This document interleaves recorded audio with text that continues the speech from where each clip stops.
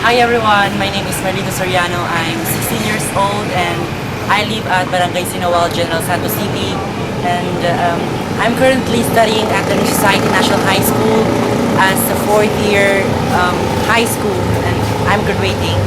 And my parents' name are Mr. and Mrs. Marlito Soriano Sr. My mother's name is, to be specific, my mother's name is Walina B. Soriano. And my mother is just a housewife and my father is a motorcycle driver. But anong nagawa po ng Pantawid Pamilyang Pilipinong program ko sa akin bilang mag-aaral? Well, masasabi ko po, meron talaga siyang naitulong. Kasi yung nakukuha namin doon, binibili namin ng mga gamit namin, for example, school supplies and uniform po namin. At saka yung sobra po, inilalaan po sa aming pang-araw-araw din ang pangangailangan kung magkakasya.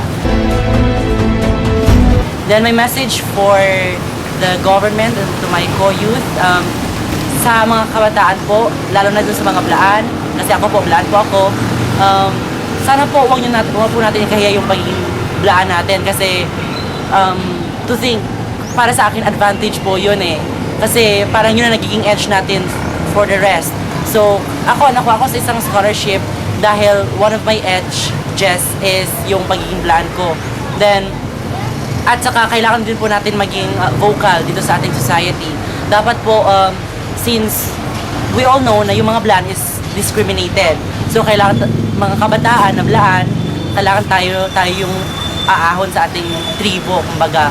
Then sa mga hindi blaan, strive lang po. Then truly po na yung poverty is not the hindrance to success. It's a matter of perseverance and optimism lang po. Then sa government natin, salamat po dito sa program nyo, dito sa local government ng Gensan. Salamat po dito sa Pantawid Pamilyang Pilipino program. Maraming salamat po. Marami po kayo natutulungan. Sana po pagpatuloy nyo lang po at saka mas dumamay pa itong mga ganitong program.